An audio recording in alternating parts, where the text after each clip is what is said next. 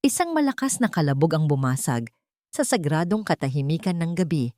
Sinundan iyon ng tunog ng nababasag na salamin. Napahigpit ang hawak ni Ricardo sa kupitan ng alak na kanina pa niya tinititigan. Mula sa lumang servants' quarters, doon nanggaling ang ingay. Sa isang sulok ng paraisong matagal na dapat ay walang nakatira. Nagsalubong ang kanyang mga kilay. Ang mansyon na ito ay isang museo, isang mausoleo. Ang bawat sulok nito ay testamento ng isang pag-ibig na wala na. Ang katahimikan dito ay isang panalangin, isang alay para sa babaeng nag-iisang nagbigay buhay dito. At may kung sinong naglakas loob na wasakin ang panalangin iyon. Dahan-dahan siyang tumayo. Ang kanyang bawat galaw ay mabigat. Tila bapasan niya ang buong bigat ng alaala ng bahay na ito. Ang mga mamahaling muebles ay nababalutan ng puting tela. Ang mga kurtina ay laging nakasara. Sa gitna ng sala, nakasabit ang isang malaking larawan.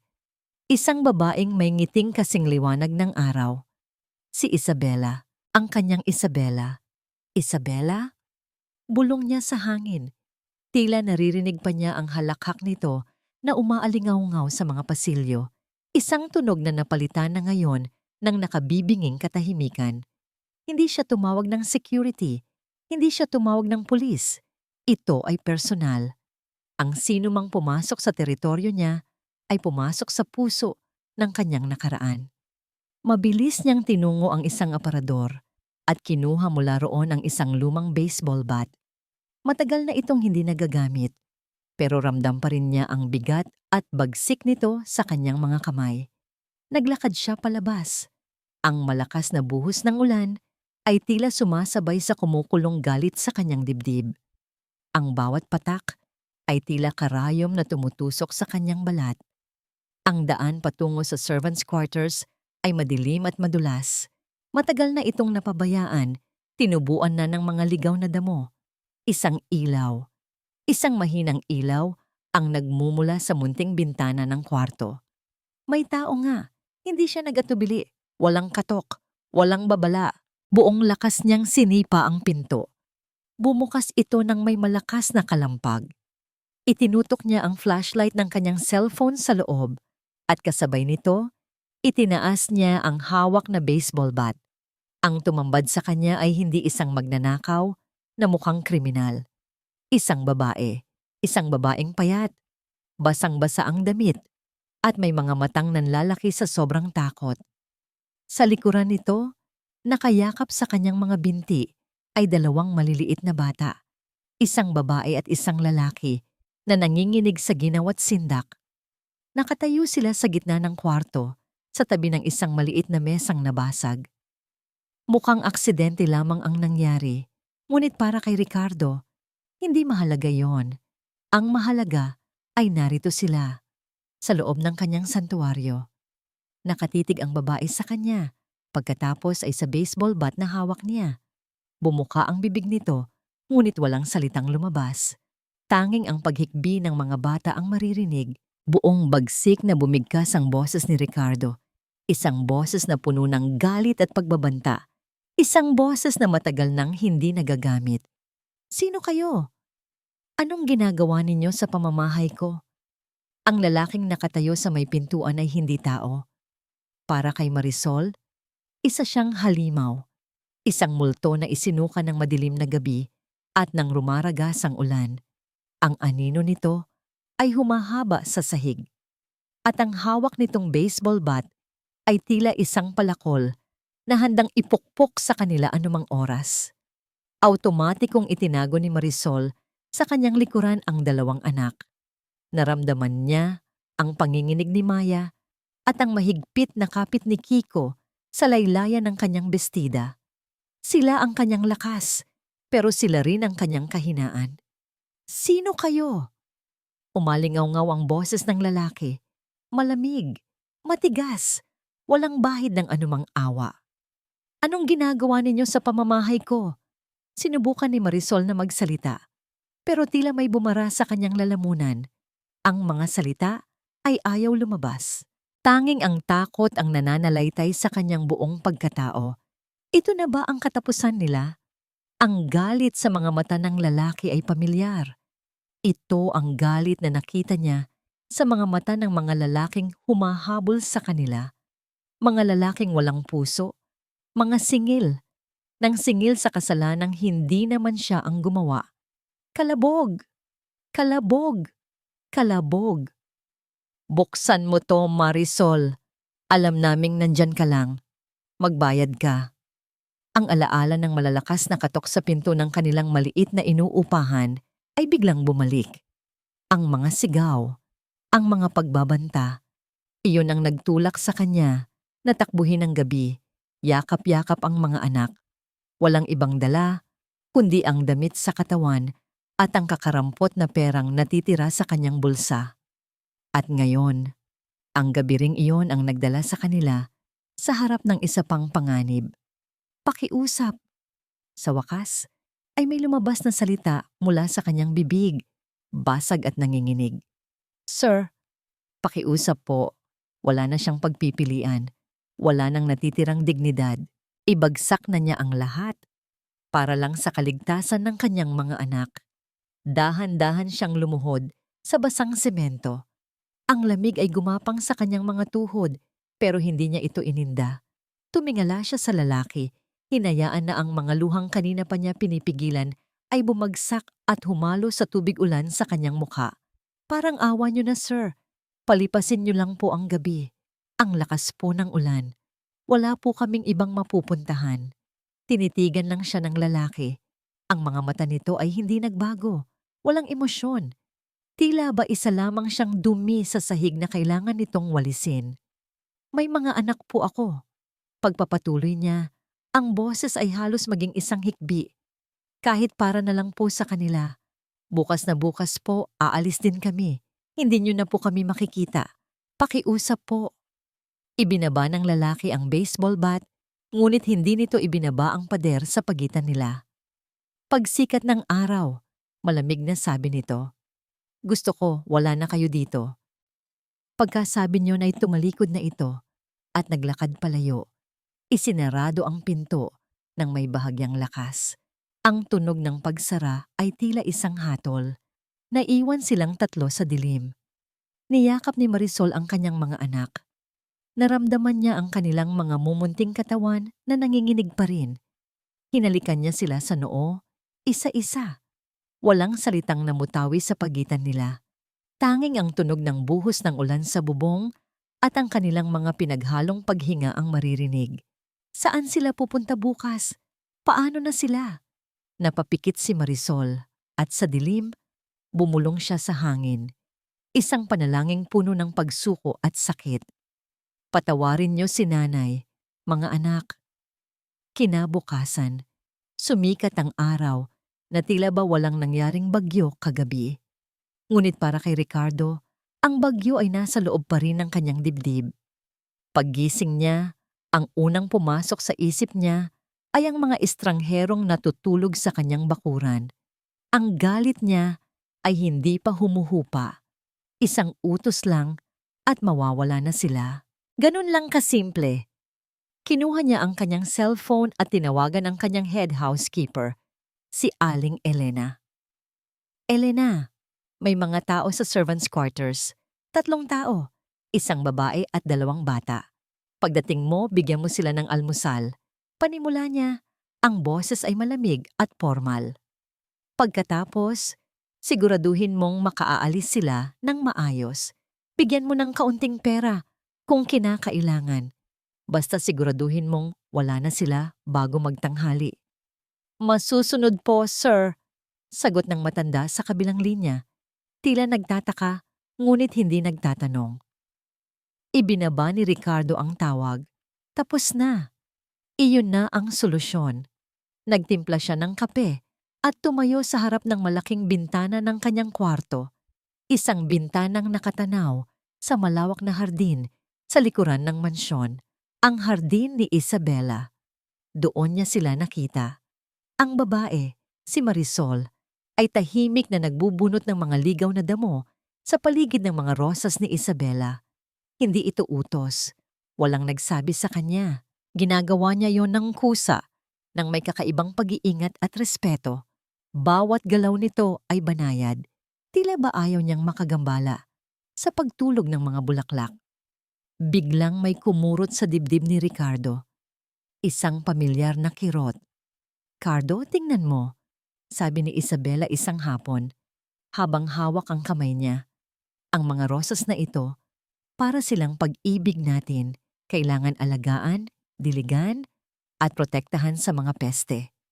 Nakita niya sa galaw ni Marisol ang parehong pag-aalaga na ibinibigay noon ni Isabela.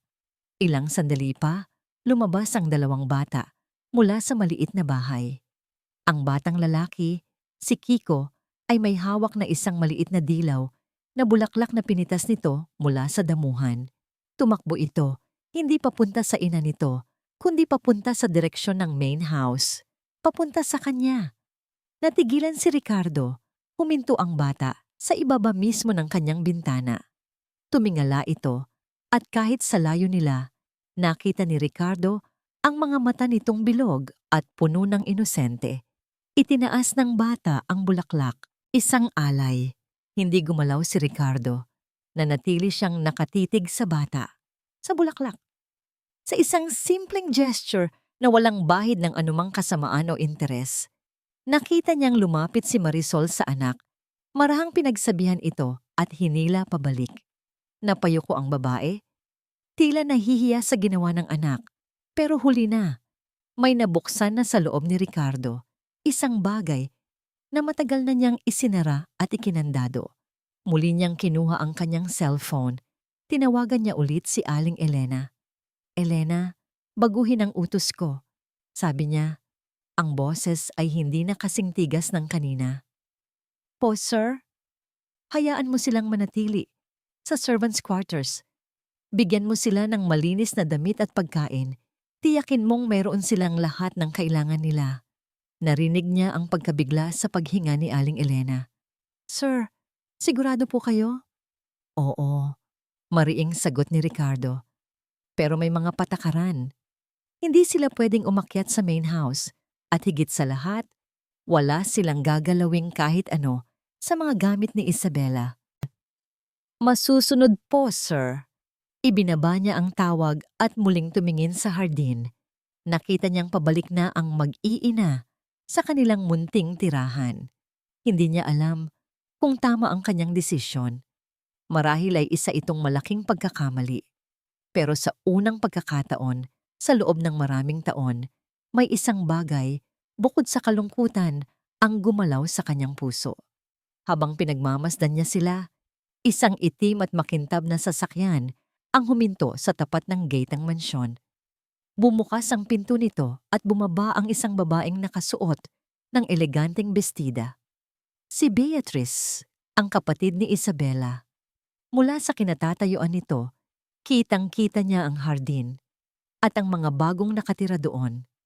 Nanliit ang mga mata ni Beatrice, isang tingin na matalim at mapanuri, isang tingin na nakatuon lamang sa isang direksyon, kay Marisol.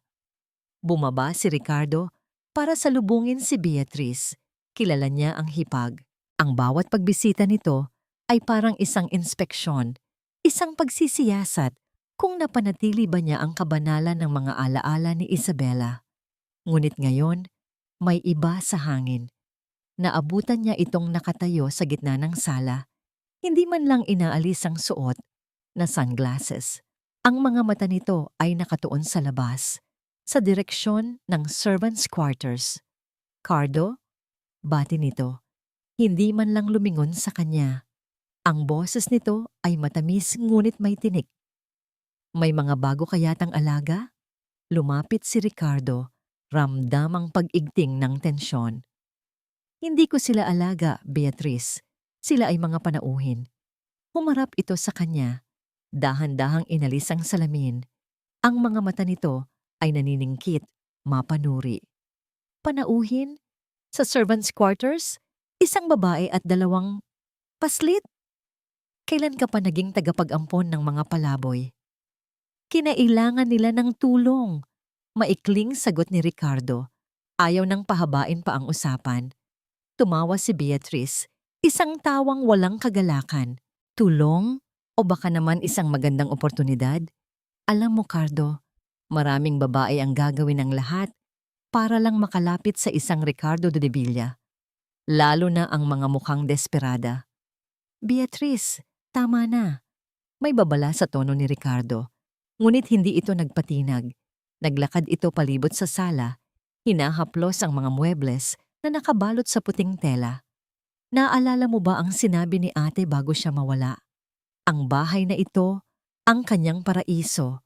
Ang bawat sulok nito ay sagrado. Ayaw niyang may magbago.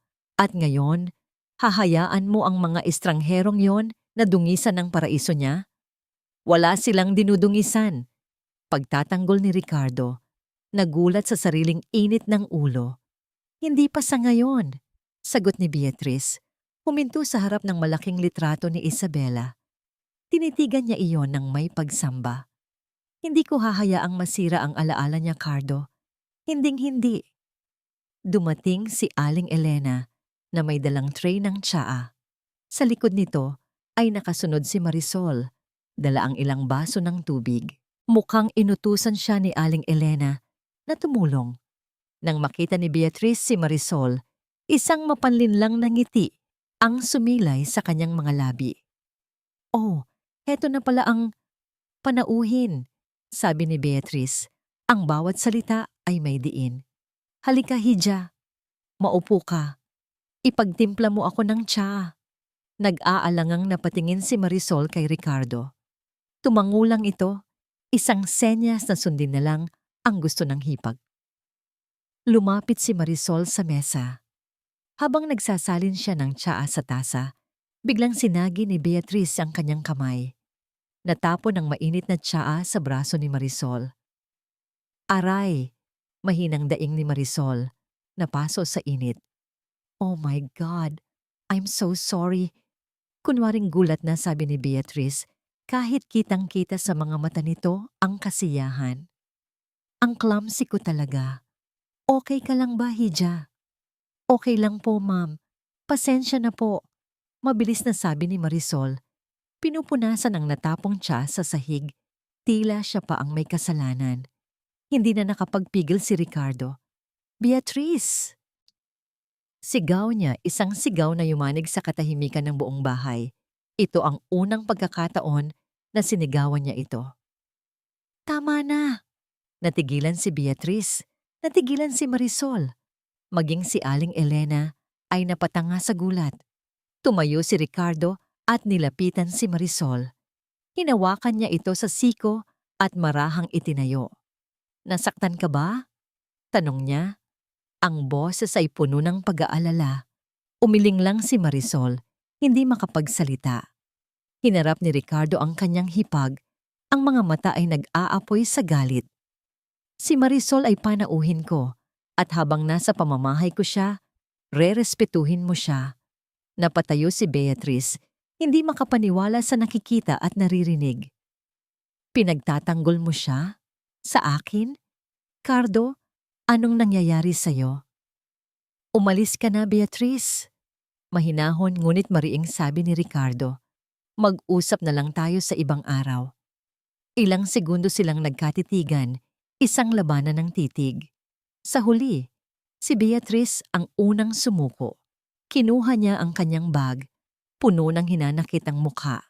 Naglakad siya palabas, ngunit bago siya tuluyang umalis, huminto siya sa tabi ni Marisol na nakayuko pa rin. Idinikit niya ang kanyang bibig sa tainga ng babae at bumulong. Sapat lang para marinig nito, isang bulong na puno ng lason at pagbabanta. Hindi ka nababagay dito. Aalis ka, sa ayaw mo man o sa gusto. Ang mga salita ni Beatrice ay parang lason na kumalat sa buong sistema ni Marisol. Hindi ka nababagay dito. Aalis ka, sa ayaw mo man o sa gusto. Sa bawat araw na lumilipas, ang banta na yon ay umuulit-ulit sa kanyang isipan. Nag-iingat siya sa bawat kilos. Ang maliit na servants' quarters ang naging buong mundo nila. Mahigpit niyang pinagbilinan ang mga anak. Maya, Kiko, huwag kayong lalayo dito sa pinto, ha? Paulit-ulit niyang bilin. At higit sa lahat, huwag na huwag ninyong iistorbohin si Sir Ricardo. Nakakaya sa kanya. Opo, nanay. Sabay na sagot ng dalawa. Ngunit ang mga bata ay mga bata. Ang kanilang enerhiya ay hindi kayang ikulong sa apat na sulok ng kwarto. Isang hapon, habang naglalaba siya, nakita niyang naghahabulan ang mga ito sa damuhan, malapit sa isang luma at kinakalawang na duyan na nakasabit sa isang malaking puno ng mangga. Napatigil siya sa paglalaba, handa na sanang sawayin ng mga anak, nang mapansin niya ang isang anino sa bintana ng main house, si Sir Ricardo. Nakatayo ito roon, tahimik na pinagmamasdan ng kanyang mga anak. Kinabahan si Marisol. Ayan na. Siguradong magagalit ito. Ngunit hindi. Nanatili lang itong nakatayo roon. At sa isang saglit, sa ilalim ng sinag ng papalubog na araw, inakala ni Marisol na nakita niya ang isang bahagyang pag-angat sa gilid ng mga labi nito. Isang ngiti na hindi ngiti, ngunit sapat na para magdulot ng kakaibang pakiramdam sa kanyang dibdib. Kinabukasan, nagulat si Marisol. Nang makita niya si Ricardo sa labas, may dalang mga gamit pang kumpuni. Nilapitan nito ang lumang duyan. Sinimulan nitong ayusin. Lumapit si Marisol. Hindi sigurado kung ano ang sasabihin. Sir, ako na po sana. Kaya ko na, sagot nito. Hindi tumitingin sa kanya. Abala sa paghihigpit ng isang turnilyo. Mapanganib ito para sa mga bata. Pinanood niya lang ito. Ang isang milyonaryo, ang may-ari ng mansyon, ay nagpapakahirap sa ilalim ng araw para lang ayusin ang isang lumang duyan. Para sa kanyang mga anak, bigla itong napaaray. Oh! Sir, anong nangyari? Nag-aalalang tanong ni Marisol. Ipinakita nito ang kamay. May isang maliit na subo ng kahoy na bumaon sa palad nito. Walang pag-aalinlangan na lumapit si Marisol. Patingin po, sabi niya. At bago pa man makatanggi ang lalaki, kinuha na niya ang kamay nito. Sa sandaling iyon, tila huminto ang mundo. Ang kamay ni Ricardo ay malaki at magaspang, ngunit mainit. Napalunok si Marisol. Amoy na amoy niya ang mamahaling pabango nito na humahalo sa amoy ng pawis. Naramdaman niya ang titig nito sa kanyang nakayukong ulo. Ang init ng kamay nito ay tila gumapang sa buo niyang katawan. Gamit ang kanyang kuko, maingat niyang inalis ang maliit na subo. Ayan, okay na po, sabi niya. Bumitaw agad sa kamay nito na tila ba napapaso. Pasensya na po. Hindi sumagot si Ricardo. Nakatitig lang ito sa kanya. May ekspresyon sa mga mata na hindi niya mabasa. Upang basagin ang katahimikan, tumakbo papalapit si Kiko. Wow! Ayos na ang duyan! Nakangiting itinulak ni Ricardo ang duyan. Sumakay ang dalawang bata at sa unang pagkakataon, ang hardin na laging nababalot ng kalungkutan ay napuno ng malalakas na halakhak ng mga bata. Napangiti si Marisol.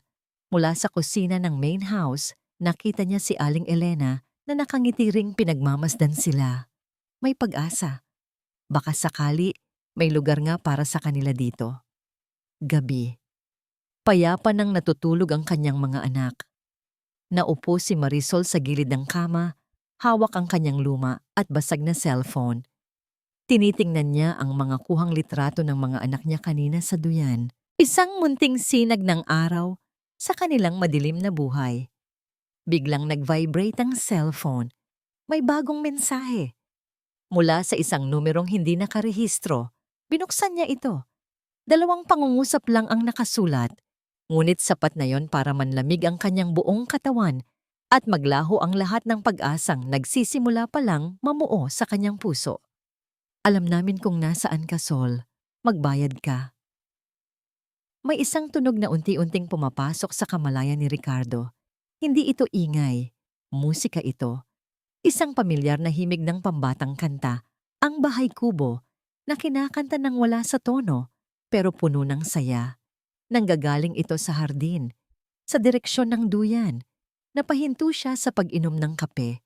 Sa loob ng 2 taon, Ang tanging musika sa mansyon na ito ay ang tunog ng kalungkutan. Ngunit ngayon, may kakaibang kapayapaan na idinudulot ang mga boses ng mga bata. Isang kapayapaan na sabay na gumugulat at gumugulo sa kanya.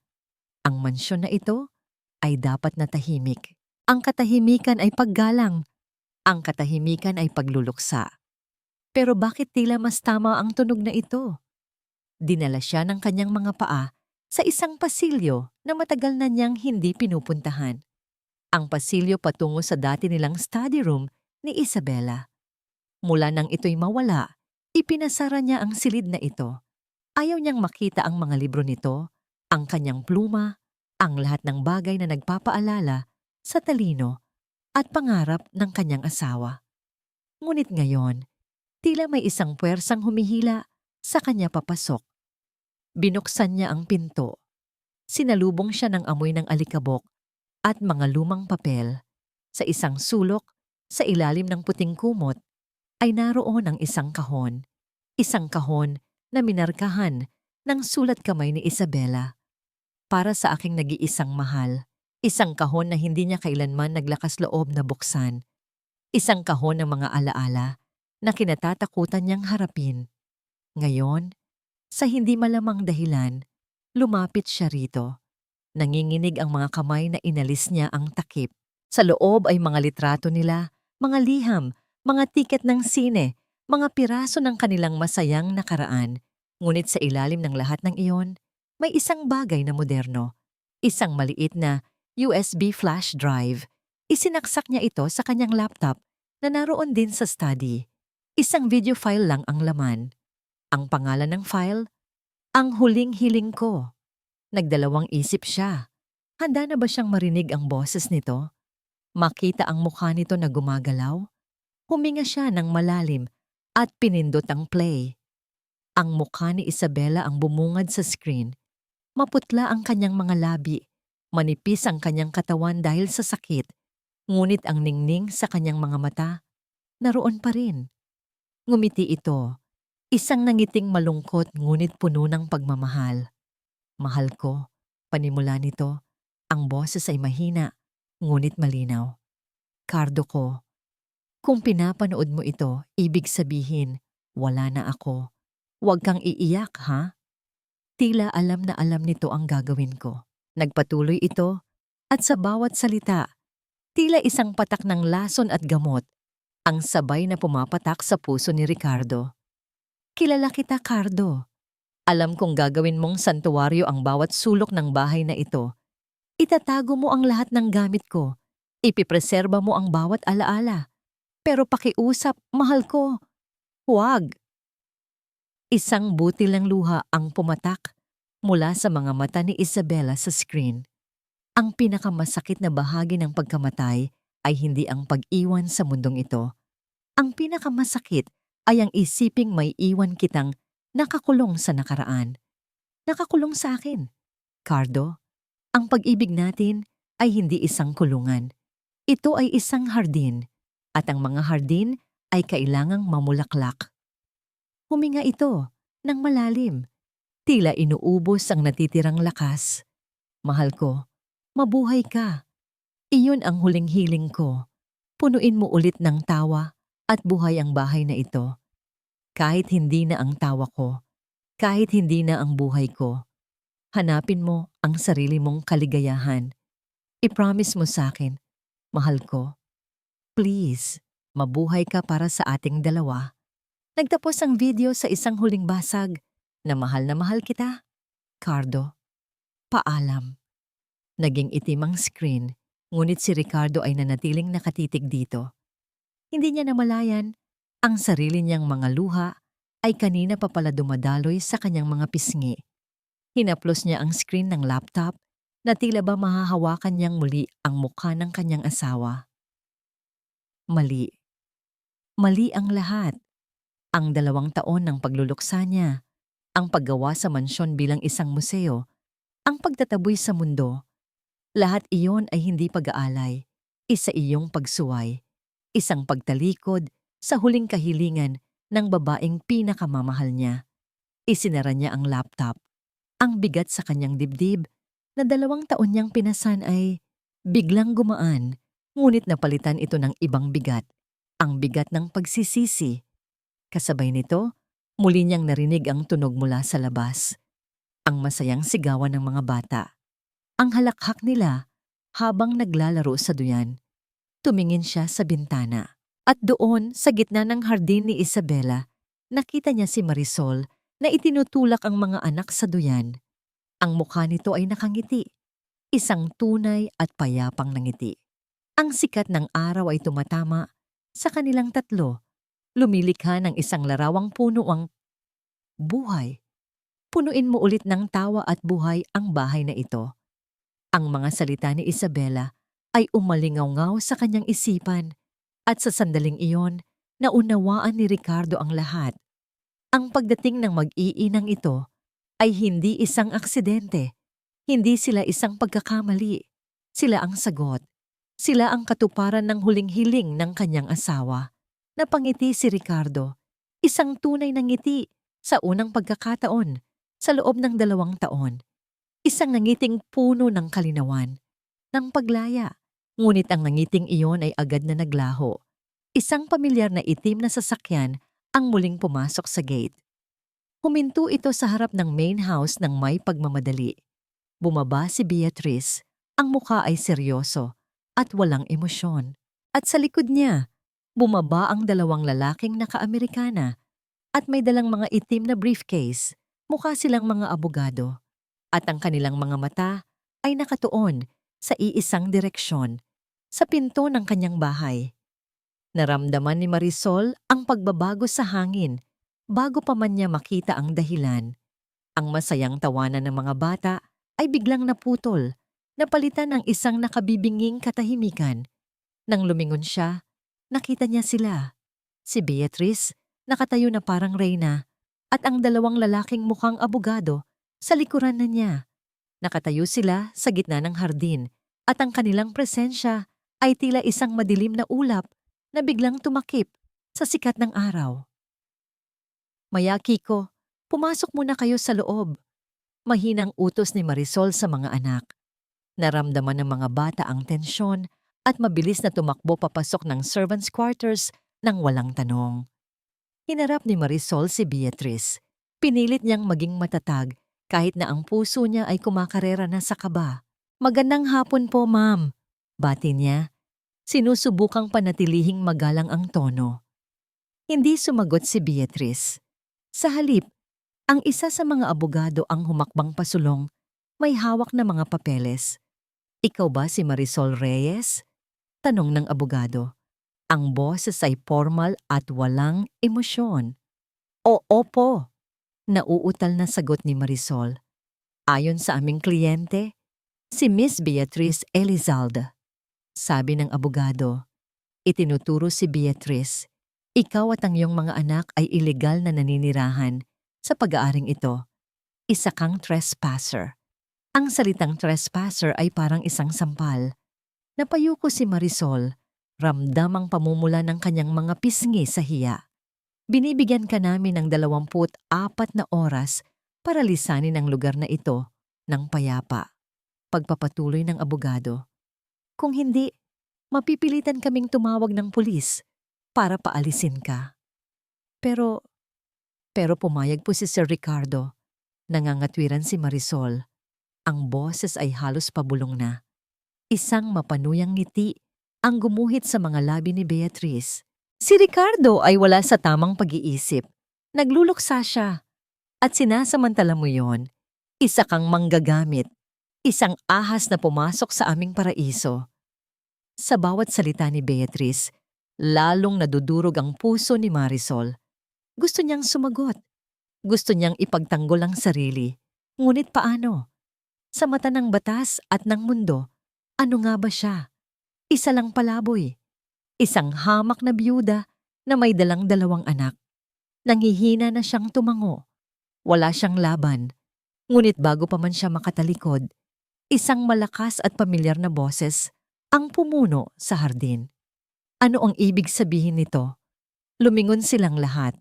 Doon, nakatayo sa may pintuan ng main house, si Ricardo. Hindi na ito ang Ricardo na laging nakayuko at balot ng kalungkutan. Nakatayo ito ng tuwid, ang kanyang mga balikat ay matatag, at ang kanyang mga mata, may apoy sa mga mata niya. Isang apoy na ngayon lang nakita ni Marisol. Naglakad ito papalapit sa kanila. Ang bawat hakbang ay may bigat at awtoridad. Huminto ito. Hindi sa tabi ni Beatrice, kundi sa tabi ni Marisol. Uulitin ko, Beatrice. Ano ang ibig sabihin nito? Tanong ni Ricardo. Ang boses ay mapanganib na kalmado. Cardo, ginagawa ko lang ito para protektahan ka, sagot ni Beatrice. Ang babaeng iyan ay niloloko ka lang. Si Marisol ay panauhin ko. Mariing sabi ni Ricardo. Ang mga mata ay hindi inaalis kay Beatrice. At ang pamamahay na ito ay pamamahay ko. Walang sinuman, kahit ikaw, ang may karapatang magpaalis sa mga taong gusto kong manatili dito. Pero ang alaala ni ate, huwag mong gamitin ang kapatid mo, putol ni Ricardo. Ang kanyang boses ay biglang napuno ng sakit at pagsisisi. Tumigil ka na, Beatrice. Alam ko na ang lahat. Natigilan si Beatrice sa sinabi niya. At sa gitna ng pagkalito ng lahat, ginawa ni Ricardo ang isang bagay na tuluyang nagpatahimik sa buong hardin. Hinawakan niya ang kamay ni Marisol. Ang pagkakahawak na yon ay hindi marahas, ngunit puno ng paninindigan. Isang pampublikong deklarasyon, isang pagpili ng panig. Nanlaki ang mga mata ni Marisol. Ang init ng palad ni Ricardo ay tila isang kuryenteng gumapang sa buo niyang katawan. Nagbibigay sa kanya ng lakas na matagal na niyang kinalimutan. Tumingin si Ricardo sa kanya, isang tingin na puno ng paghingi ng tawad at isang pangako. Ang galit sa mukha ni Beatrice ay napalitan ng purong pagkamuhi. Tumalikod ito at nagmartsa pabalik sa sasakyan. Bago ito pumasok, lumingon ito sa kanila. Ang mga mata ay nangangako ng ganti. Nakahinga ng maluwag si Marisol, ngunit ang kapayapaan ay hindi nagtagal. Isang humaharurot na motorsiklo ang biglang huminto sa tapat ng nakabukas na gate. Dalawang lalaking magaspang ang itsura at may mga tattoo sa braso ang bumaba. Ang kanilang mga mata ay tila may hinahanap. Nang makita nila si Marisol, isang maduming ngiti ang gumuhit sa labi ng isa. Itinuro siya nito at sumigaw sa kasama. Isang sigaw na dinig sa buong paligid. Ayan siya, nandyan ang may utang sa atin. Ang sigaw ng lalaki ay parang isang bombang sumabog sa hardin. Utang? Iyon ang unang salitang namutawi sa bibig ni Ricardo. Binitawan niya ang kamay ni Marisol at humakbang pasulong, inilalagay ang sarili sa pagitan nito at ng dalawang bagong dating. Sino kayo? Tanong ni Ricardo. Ang awtoridad sa kanyang boses ay hindi natinag. Boss, huwag ka nang makialam dito, sabi ng lalaking may tattoo sa leeg. May usapan kami nitong si Mrs. Ang asawa niyang magaling. Iniwanan siya ng sangkaterbang utang sa sugal. At oras na para maningil. Napalingon si Ricardo kay Marisol. Nakita niya ang purong takot at hiya sa mga mata nito. Nakayuko ito, nanginginig, hindi makatingin sa kanya. So ito pala. Ito ang multo na tinatakbuhan niya. Bago pa man makakilos si Ricardo, narinig niya ang isang tunog sa kanyang likuran. Ang pag-click ng camera ng cellphone. Si Beatrice, hindi pa pala ito nakaalis. Nakatayo ito sa tabi ng kanyang kotse, nakangisi habang kinukunan ng video ang buong eksena. Ang iskandalo, ang kahihiyan, ito na ang sandatang hinihintay niya.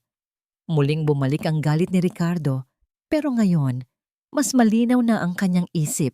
Hindi siya pwedeng magpadala sa gulo. Magkano ang utang niya? Kalmadong tanong ni Ricardo sa mga lalaki. Nagkatinginan ang dalawa, tila nagulat sa tanong. Malaki, boss. 50,000. Babalik kayo bukas, sabi ni Ricardo. Kinuha ang kanyang wallet. Heto ang 10,000, paunang bayad. Para patunayang seryoso ako, Bukas, sa opisina ko, ibibigay ko ang buo. Pero sa isang kondisyon, itinigil niya ang pagsasalita at tinitigan ang dalawa ng may pagbabanta. Hindi niyo na siya guguluhin kahit kailan. Maliwanag? Nakita ng mga lalaki ang pera. Nakita nila ang determinasyon sa mga mata ni Ricardo. Kinuha ng isa ang pera at mabilis na tumango. Maliwanag, boss. Sumakay sila sa kanilang motorsiklo at humarurot paalis. Nawala na rin ang kotse ni Beatrice. Tahimik na itong umalis. Dala ang kanyang panalo. Ang hardin ay muling natahimik. Pero ang katahimikan ngayon ay mas mabigat, mas nakabibingi.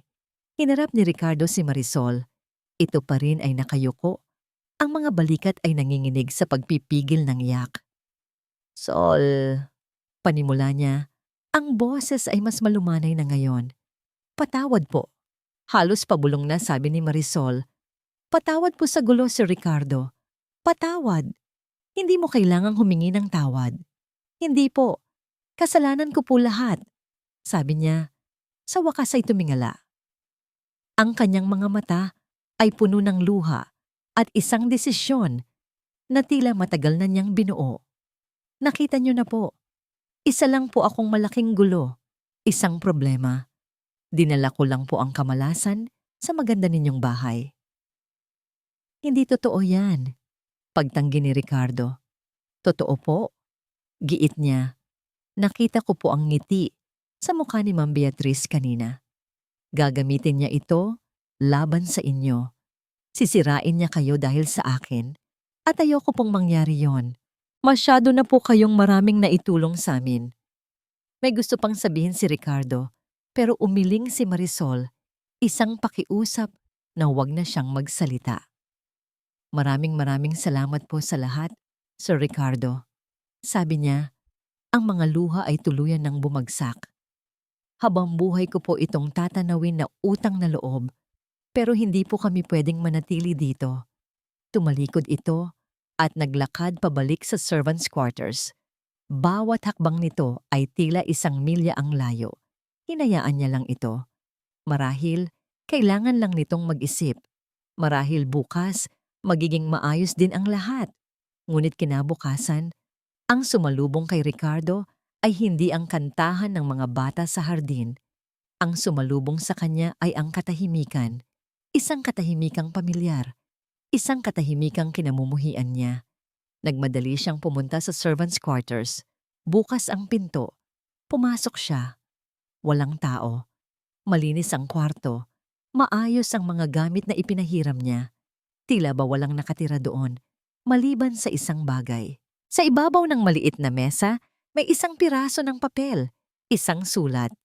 At sa tabi nito ay ang susi ng kwarto. Kinuha niya ang sulat. Sulat kamay ni Marisol. Sir Ricardo, salamat po sa lahat. Huwag na po ninyo kaming alalahanin. Aalis na po kami. Patawad po sa abala. Sol, nalukot ni Ricardo ang papel sa kanyang kamay. Ang pag-asang nagsimulang mamuo sa kanyang puso kahapon ay biglang gumuho. Ang buhay na nagsimulang bumalik sa mansyon ay muling naglaho. Ang naiwan lang ay ang multo ng nakaraan at ang nakabibinging katahimikan. Nawala na sila. Ang pagkawala ni Marisol ay parang isang pisikal na sampal kay Ricardo. Ang katahimikan ng mansyon na dati niyang itinuring na kapayapaan ay isa na ngayong ingay na sumisigaw ng kanyang kabiguan. Ngunit sa ilalim ng sakit, may isang bagong damdamin na umusbong. Hindi pagsisisi, hindi kalungkutan, determinasyon. Hindi na siya ang lalaking magpapakulong sa nakaraan. Hindi na siya ang lalaking tatanggap na lang ng pagkatalo. Tinuruan siya ni Isabela na mabuhay. At si Marisol at ang mga anak nito, sila ang buhay na yon. Hindi niya sila hahayaang mawala. Ang unang ginawa niya ay tawagan ang kanyang pinakapinagkakatiwalaang private investigator. Hanapin mo sila. Maikli niyang utos. Isang babae, si Marisol Reyes, at 2 anak. Tiyakin mo sa lahat ng bus terminal, pier at paliparan. Gamitin mo lahat ng resources. Walang imposible. Pagkatapos, May isa pa siyang kailangang harapin. Dinala niya ang laptop kung saan nakatago ang video ni Isabela at nagmaneho papunta sa opisina ni Beatrice. Walang anunsyo. Dire-diretso siyang pumasok sa opisina nito sa gitna ng isang meeting. Everybody out. Malamig niyang utos sa mga empleyado ni Beatrice. Walang naglakas loob na sumuway. Cardo, anong kabastusan ito? Galit na sigaw ni Beatrice nang sila na lang ang maiwan. Hindi siya sumagot. Binuksan niya ang laptop sa ibabaw ng mesa nito at pinindot ang play. Ang mukha ni Isabela ang lumitaw. Ang huling hiling nito, ang mga salitang puno ng pagmamahal at pakiusap na mabuhay siya. Habang pinapanood, unti-unting naglaho ang galit sa mukha ni Beatrice. Napalitan ito ng gulat, ng sakit, at sa huli, ng mga luhang hindi nito napigilan. Nang matapos ang video, nakayuko na ito. Ang mga balikat ay nanginginig sa pag-iyak. Hindi ko alam, hikbi nito. Cardo, patawarin mo ako. Akala ko pinoprotektahan ko lang ang alaala niya. Ang pinakamagandang paraan para protektahan ang alaala niya ay sundin ang hiling niya. Malumanay ngunit mariing sabi ni Ricardo. At ang hiling niya ay ang maging masaya ako. Ang maging masaya ang bahay na ito. Tumayo siya para umalis. Sa may pintuan huminto siya. Mahal ko ang kapatid mo, Beatrice, pero tapos na ang pagluluksa ko. Nagring ang kanyang cellphone, ang investigator. Nahanap na namin sila, sir. Nasa Pasay Bus Terminal. Papasakay na ng bus pa Bicol. Pigilan niyo sila. Huwag ninyong hayaang makaalis ang bus na yon. Papunta na ako. Hindi pa siya kailanman nagmaneho ng ganoon kabilis. Bawat pulang ilaw ay isang kalbaryo. Bawat sasakyan sa kanyang harapan ay isang hadlang sa kanyang hinaharap. Pagdating niya sa terminal, ang tanawin ay magulo, maingay, puno ng mga taong nagmamadali. Pero ang mga mata niya ay may isa lang hinahanap.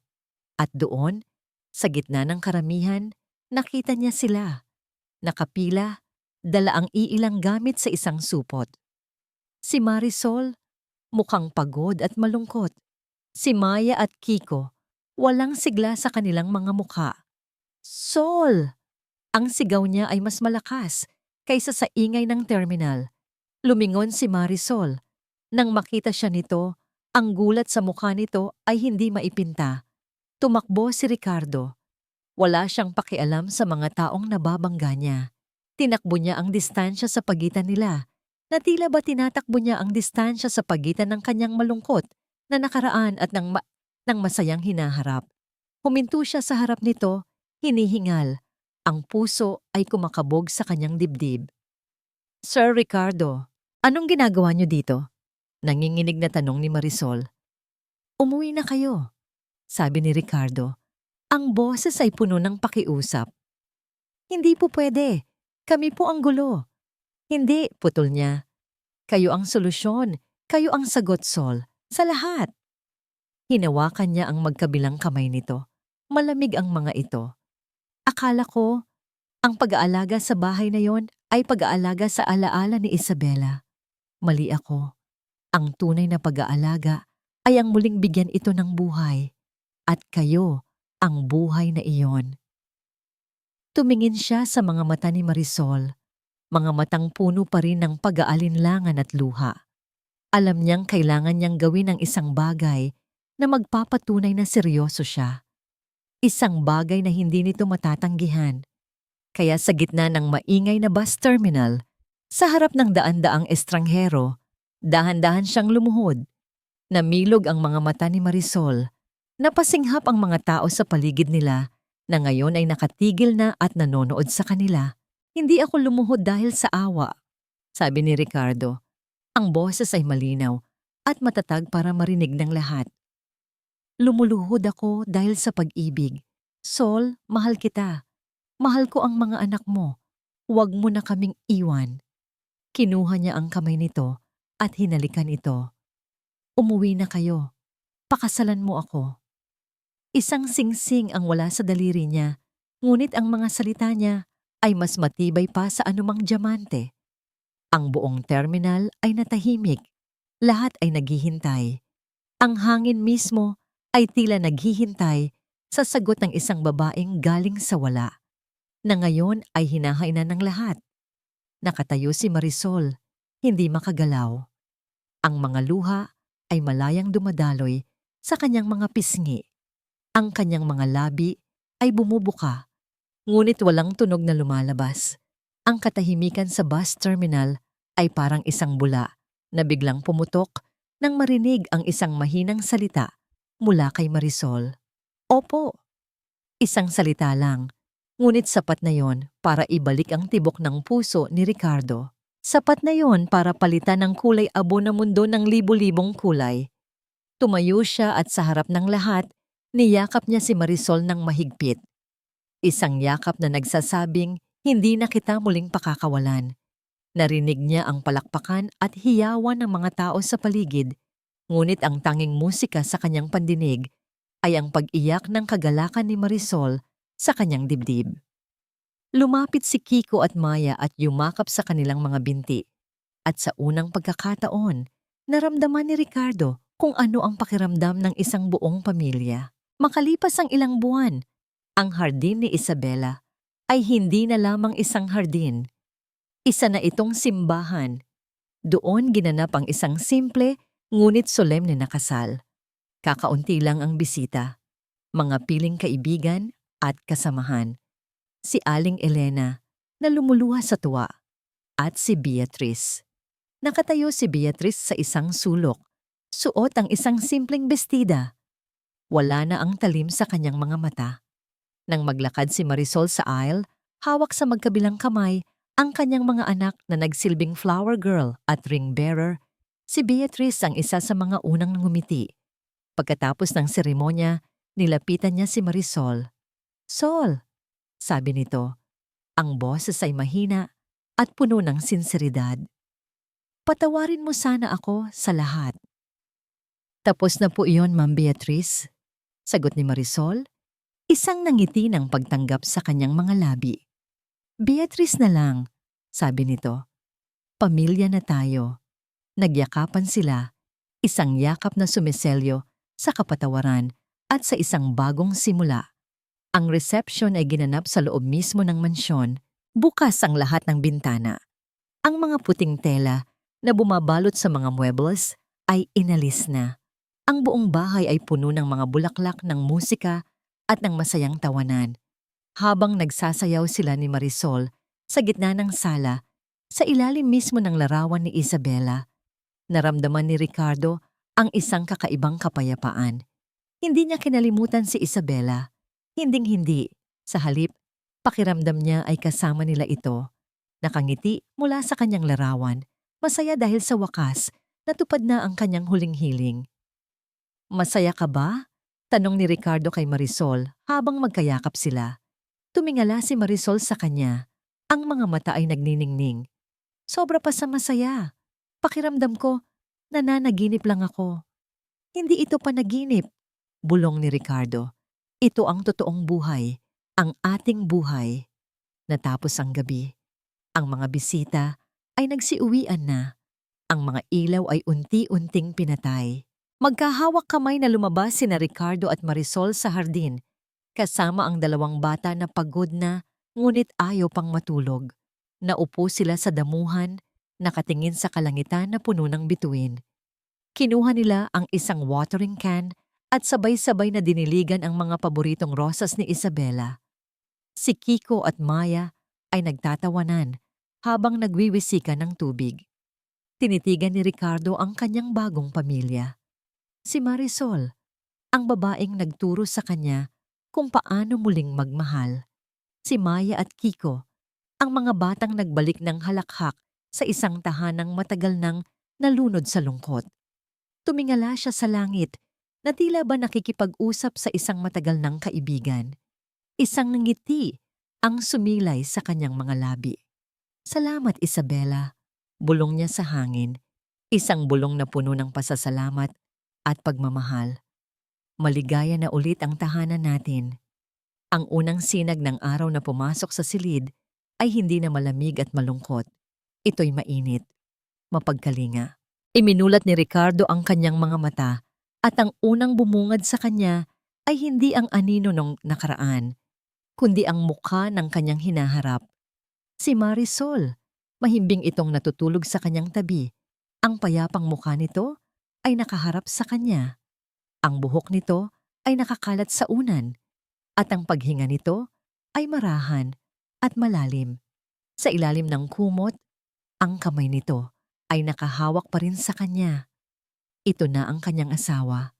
Sa loob ng 2 taon, gising siya bago pa man sumikat ang araw. Dala-dala ang bigat na hindi kayang pag-aanin ng kahit sinong tao. Ngayon, sa unang pagkakataon, naramdaman niya ang gaan. Isang ganap na kapayapaan. Maingat siyang gumalaw, ayaw itong magising. Pinagmasdan niya lang ito. Ang babaeng dumating na parang isang bagyo sa kanyang tahimik na mundo at sa huli ay siyang nagdala ng bahaghari. Isang mahinang katok sa pinto ang bumasag sa katahimikan. Sinundan iyon ng isa pang katok, mas malakas ng kaunti. Dahan-dahang bumangon si Ricardo at binuksan ang pinto. 2 pares ng maliliit at antuking mga mata ang sumalubong sa kanya. "Good morning po," mahinang bati ni Maya. "Nagugutom na po kami," sabi naman ni Kiko habang kinukusot ang kanyang mga mata. Isang ngiti ang sumilay sa labi ni Ricardo. Umupo siya sa sahig para magpantay sila. "Okay mga anak, dahan-dahan lang baka magising si nanay." Ngunit huli na. "Mga anak?" Narinig nila ang boses ni Marisol mula sa loob. "Nandyan ba kayo?" Hindi na napigilan ng 2 bata.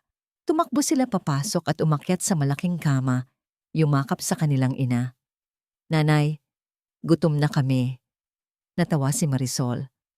"Oo na, maghahanda na si nanay ng almusal." "Hindi," sabi ni Ricardo, lumalapit sa kanila. "Ako ang maghahanda ng almusal ngayon. Ang unang almusal natin bilang isang pamilya." Nanlaki ang mga mata ni Kiko. "Wow, talaga po Papa Cardo?" Natigilan ng lahat. Si Kiko, sa kanyang pagkasabik, ay hindi na malayang iba na ang itinawag niya kay Ricardo. Napatakip ito ng bibig. "Ay, sorry po." "Sir Cardo po." Napatingin si Marisol kay Ricardo, may pag-aalala sa kanyang mga mata. Ngunit ang nakita niya ay hindi galit o pagkailang. Ang nakita niya ay mga mata ni Ricardo na unti-unting namumuo-ango. Ang luha. Lumuhod ito sa gilid ng kama, kaharap si Kiko. "Anak," sabi ni Ricardo. Ang boses ay bahagyang nanginginig. "Pwede mo akong tawaging Papa, kung gusto mo." Nag-aalangang tumingin si Kiko kay Marisol na ngayon ay lumuluha na rin sa tuwa. Dahan-dahan itong tumango sa anak. Isang malaking ngiti ang sumilay sa mukha ni Kiko. "Sige po, Papa." Niyakap ni Ricardo ang bata. Isang yakap na puno ng lahat ng damdaming hindi niya masabi. Sumama na rin sa yakap si Maya at Marisol at sa gitna ng malaking kama na yon, sa unang umaga ng kanilang pagsasama, sila ay naging isang tunay na pamilya. Ang almusal ay inihanda sa grand dining room. Ang mahabang lamesa na gawa sa nara na sa loob ng 2 taon ay hindi nagamit at laging nababalot ng alikabok ay puno na ngayon. Puno ng sinangag, itlog at hotdog. Puno ng sariwang bulaklak mula sa hardin. At puno ng ingay. "Papa, paabot po ng juice!" sigaw ni Maya. "Oops!" sabi ni Kiko, natapunan ng gatas ang lamesa. "Dahan-dahan lang mga anak," natatawang saway ni Marisol. Sa gitna ng lahat ng yon, tahimik na nagmamasid si Ricardo. Ang maliit na gulo, ang tawanan, ang natapong gatas, ito. Ito ang tunog ng isang tahanan. Tumingin siya sa bintana, sa mga rosas ni Isabela na masiglang namumulaklak sa ilalim ng sikat ng araw. Ngumiti siya. Ang bahay ay hindi na isang museo ng kalungkutan. Ito ay isang tahanan na puno ng pag-asa, puno ng pagmamahal, at puno ng buhay. Isang bagong simula. At sa paglipas ng mga panahon, ng mga tag-ulan at tag-araw, ng mga Pasko at kaarawan. Ang bagong simula na yon ay yumabong at namulaklak, katulad ng mga rosas sa hardin ni Isabela. Ang mansyon, na dating isang malamig na museo ng mga alaala, ay tuluyan nang naging isang tahanan. Ang mga pader na dati sumasalamin sa bawat yabag ng kalungkutan ni Ricardo ay natutunan ng sipsipin ang ingay ng tawanan, ang sigawan ng mga batang naglalaro, at ang malamyos na musika ng isang pamilyang buo. Hindi na lamang hardin ni Isabela ang hardin.